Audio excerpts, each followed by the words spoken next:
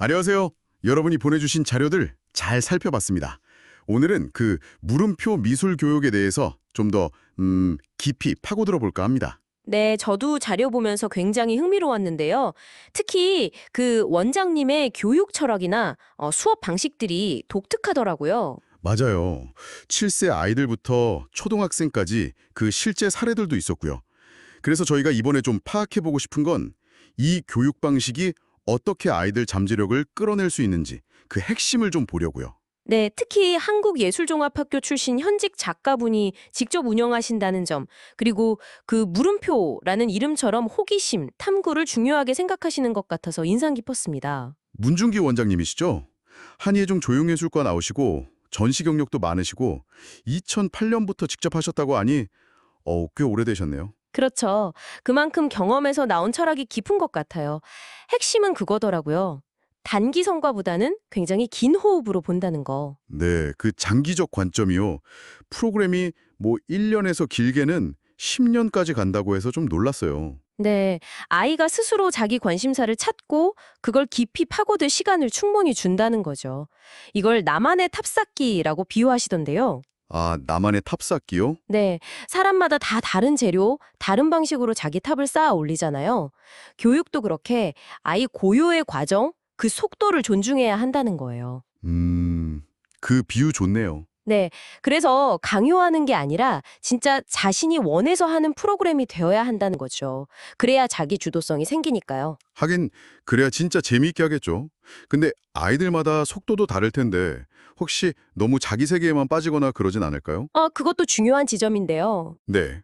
그리고 자료에 보니까 똑똑한 아이들일수록 오히려 실패 경험이 적어서 쉽게 포기할 수도 있다고 하셨더라고요. 맞아요. 그래서 끈기하고 회복 탄력성의 조화를 되게 강조하세요. 끈기와 회복 탄력성이요? 네, 도전을 막 권장하면서도 아이가 지치면 또 충분히 쉴 수 있게. 그러니까, 일종의 인풋과 아웃풋의 순환이랄까요? 그걸 자연스럽게 경험하게 하는 거죠. 아, 도전과 휴식의 균형. 그렇죠. 특히 좀 잘하는 아이들이 작은 실패에도 크게 좌절하기 쉬운데 그때 이제 교사가 계속 관심을 갖고 응원해 주는 게 중요하다고 봐요. 그냥 괜찮아 이게 아니라 실패도 성장의 일부라는 걸 받아들이게 도와주는 거죠. 아, 그렇군요. 아이 내면을 좀 단단하게 만들어주는 과정이네요. 네, 맞습니다. 이런 철학을 그럼 실제 교육에서는 어떤 방법으로 구현하시는지 궁금한데요. 그 세 가지 방법이 인상 깊었어요. 사고 실험, 몰입, 그리고 시뮬레이션. 아, 네, 그 세 가지요. 네. 특히 초등학생들이 시뮬레이션으로 미술을 한다. 이건 좀 약간 생소하게 들리기도 했거든요. 그렇죠. 근데 이게 그냥 미술 기법이라기보다는 아이들의 그 근본적인 사고 능력을 키우는 도구로 보셔야 해요. 아, 사고 능력 자체요? 네. 예를 들어 사고 실험은 만약 시간이 거꾸로 간다면 어떨까? 뭐 이런 질문을 던지면서 상상력이나 논리력을 키우는 거고요. 네. 몰입은 뭐 레고 만들 때처럼 뭔가에 확 빠져드는 경험 있잖아요. 그걸 통해서 집중력, 성취감을 높이는 거죠. 그렇죠. 시간 가는 줄 모르고 하죠. 맞아요.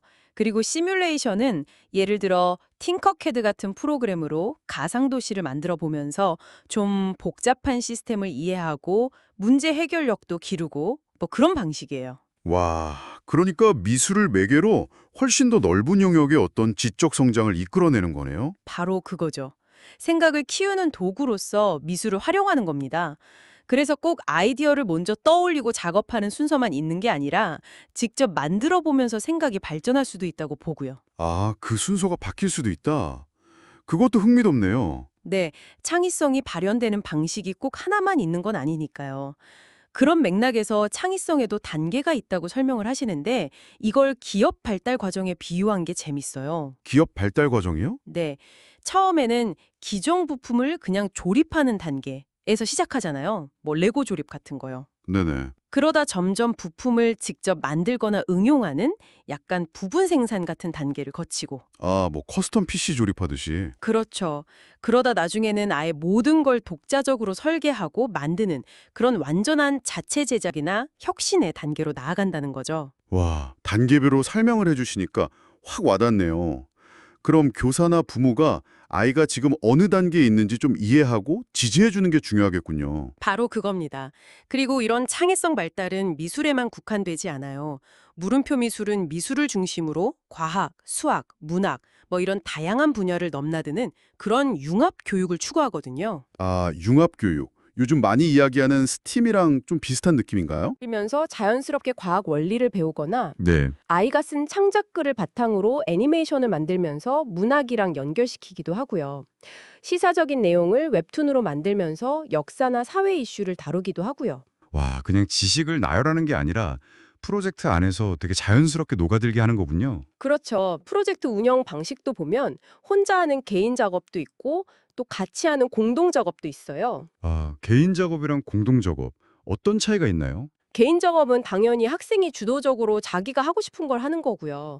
공동 작업은 뭐 처음부터 같이 시작할 수도 있고 아니면 어떤 친구의 개인 프로젝트에 다른 친구들이 자발적으로 참여하는 방식도 있어요. 아, 그것도 자기주도적이네요. 네. 중요한 건 이것도 아이들의 자기주도성을 기반으로 한다는 점이에요. 누가 시켜서 억지로 하는 게 아니라 필요에 의해서 협력하는 거죠. 실제 사례들도 좀 소개해 주셨는데 기억나는 게 건축 모형 만들기는 개인 작업이었던 것 같고 네, 맞아요. 그걸로 공간 지각 능력이나 문제 해결력 같은 걸 키우는 거죠. 수학, 과학, 예술이 다 들어가는 융합학습이고요. 그리고 벽화는 공동 작업이었죠. 각자 그린 걸 모아서 하나로. 네, 야외에서 직접 배 만들어서 띄우고 물고기 잡아서 관찰하고 다시 놓아주는 그런 체험도 있었고요. 아, 그거 재밌었겠네요. 네, 또 팀 짜서 인형극 만들고 공연하거나 공원의 가상 놀이동산 설계해서 놀거나 동네 관찰에서 입체 작품 만들고 놀거나 뭐 공룡 프로젝트도 있었네요. 엄청 큰 공룡 만들어서 놀고. 와, 진짜 다양하네요.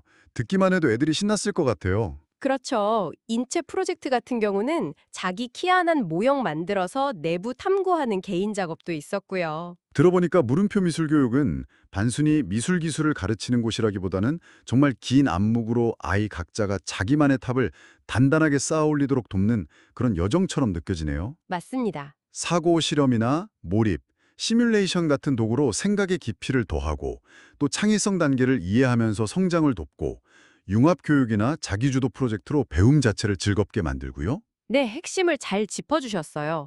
그래서 여러분도 한번 자녀 교육이나 아니면 여러분 자신의 배움을 돌아볼 때 결과도 중요하지만 그 과정 자체를 충분히 즐기고 탐색할 시간을 주고 계신지 생각해 보시면 좋겠어요. 네. 어쩌면 이 교육 방식은 우리한테 그런 질문을 던지는 것 같아요. 아이들의 그 호기심, 내적 동기를 어떻게 하면 계속 지켜주고 키워줄 수 있을까 하는 근본적인 질문이요. 그러게요. 마지막으로 이런 생각도 좀 해볼 수 있을 것 같아요. 이 교육에서 강조하는 끈기와 회복 탄력성의 조화, 이걸 우리 사회나 교육 시스템 전체로 확장해보면 어떨까요? 아, 좋은 질문이네요. 아이들이 실패를 좀 덜 두려워하고 도전과 휴식 사이에서 균형을 배우면서 자기 속도대로 성장할 수 있도록 우리가 어떻게 좀 더 잘 도울 수 있을까? 단순히 미술 교육 차원을 넘어서 아이의 잠재력을 정말 온전히 꽃피우게 하는 환경에 대해서 다 같이 좀 더 깊이 고민해 볼 지점인 것 같습니다.